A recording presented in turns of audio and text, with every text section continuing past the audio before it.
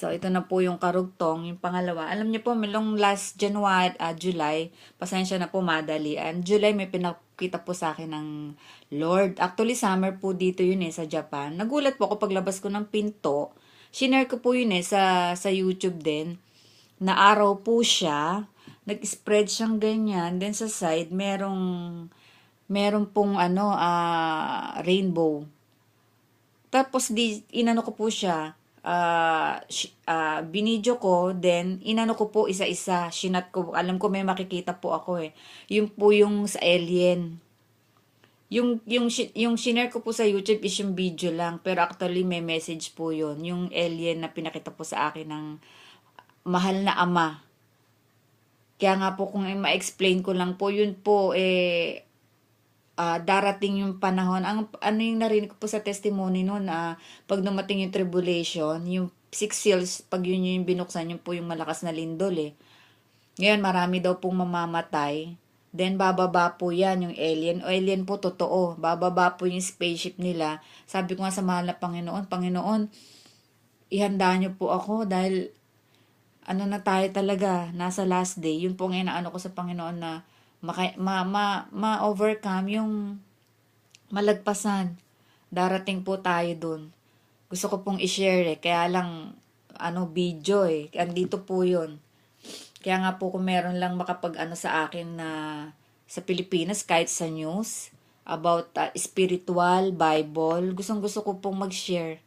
Marami po sa akin pinakita ang Panginoon. Kaya nga po ako humingi po ako ng sa Panginoon na bigyan pa tayo ng pagkakataon. Sabi ko, Panginoon, bigay mo po sila kasi nakikita ko yung sarili ko sa ibang tao na hindi talaga na ang Panginoon yung hindi nila nakikita yung Diyos na buhay. Kaya nga sabi ng Panginoon, hindi sapat ang pagsisimba. Ang kasi, ang salita ng Panginoon, makikita natin yan, yung individual, tayo, isa ba, tulad ko, ako nagbabasa ako ng Bible, then seek the Holy Spirit, kung ano yung pa-message ni Lord, kung anong gusto niya pabasa.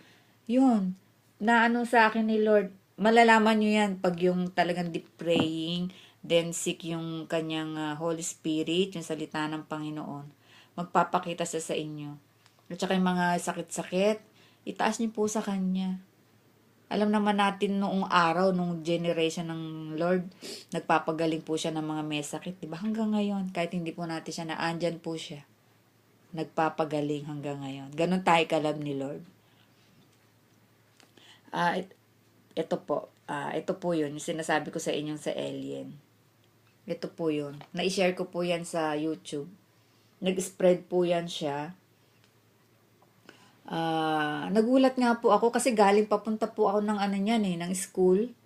Araw po yan. Araw. So, ang alam ko kasi pag may rainbow, it's kay Lord dyan presence niya. Ni Lord dyan, rainbow. Then sa side niyan, merong basta alien po. Merong mata,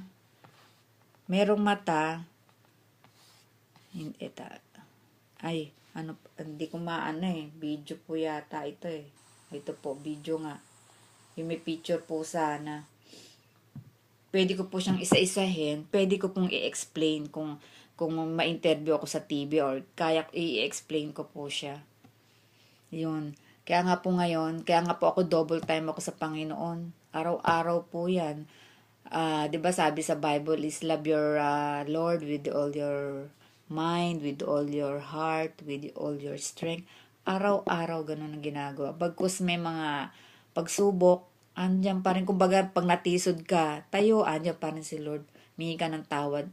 Ganun niya tayo kalab. Kaya, bago pa po, sabihin, dumating ang Lord, talaga may chance pa tayo. Mingi po tayo ng tawad. Marami tayong ihingi ng tawad Halimbawa, paninigarilyo. Hindi sa kanya, labag, paninigarilyo, alak, 'di ba? Yung last yung katakawan baga. Takawan sa marami po. Alam naman po natin kung ano yung masama. So yun po yung hihingi natin ng tawad sa mga Panginoon Hesus na buhay. Po.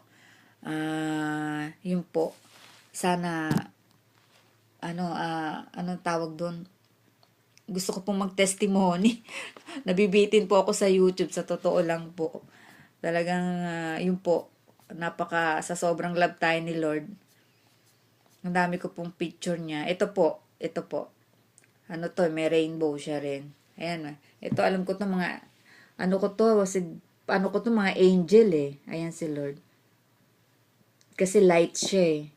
Nako-cover siya merong isang si Cat Care, sabi niya, nagko-cover daw si Lord sa dark clouds kasi nga sobrang bright. Ayan po. Ayan po, sa harap po yan ng bahay. Ito po, sabi ko nga parang mga angel kasi meron po yan akong kuha. Puro po mata. Mata po talaga may puti, meron yung sila black. Kasi nga spirit po, 'di ba? Espiritu sila eh. Kaya nga pag nagbasa po tayo ng Bible, yan po spiritual. Kumbaga maintindihan lang po natin yan sa spiritual kasi tayo nasa katawan lupa. Kaya parang yung iba, mag-share ka, hindi nila hindi nila maintindihan. Kasi yung yung tulad ko, experience ko kay Lord, spiritual. Hindi ko siya nakikita, pero alam ko yung presence niya pag nandyan siya. 'Di ba? Kumbaga yung connection namin ni Lord is heart to heart. Alam ko yung message niya. Pag nagtanong ako sa kanya, yung mga ganon, basta may connection, napakalalim. Yun po. Sana po anong tawag dyan? Masumpungan natin ng Panginoon na buhay. May mga share po ako dyan na yung bumaba na po siya. Siya talaga, nasa clouds. Kinunan ko po yun, halos nakaganyan ako kasi sa sobrang liwanag. Then yung camera, yung cellphone, ginanyan ko na, kaganyan ako. Tapos nang pag-uwi ko ng bahay, doon ko siya chinek. Alam kong may makikita ako. Tapos sabi nga nung may mga nagte-testimony na pwedeng lumabas si Lord ng ilan siya. Halimbawa, makikita mo siya meron siyang mukha dalawa, may dalawang mukha. 'Di ba? Kasi ako naniniwala kasi wala namang posible sa Panginoon eh, makapangyarihan sa lahat. 'Di ba? Yun po. Hanapin po natin ang Panginoon. Yung mga pagsubok natin ngayon. Anong tawag diyan? Madali natin malalagpas ang pagnandiyan ng Panginoon. Sobra tayong mahal. Ako po may mga pagsubok pero naiiyak ako dahil sabi ko nga kung wala si Lord, wala rin po ako. Po, yun lang po. Sana po ma-share natin yung mabuting balita. Magbasa po tayo ng Biblia. Makikita po natin ang Panginoon sa deep praying. Ako po pang nagdi-deep praying ako, umiiyak ako sa Panginoon. Sobrang love niya tayo. Hindi lang ako, lahat tayo.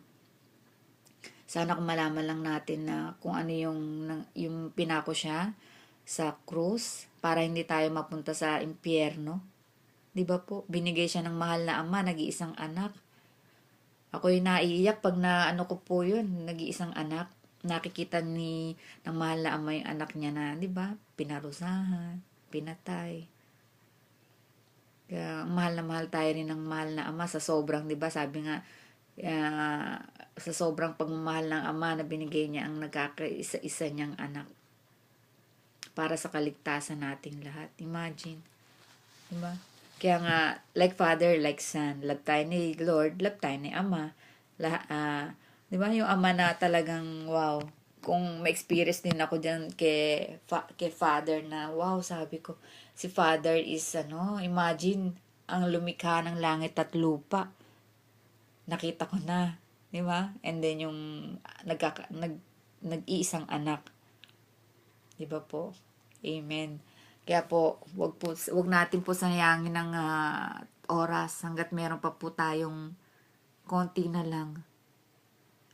Wala naman po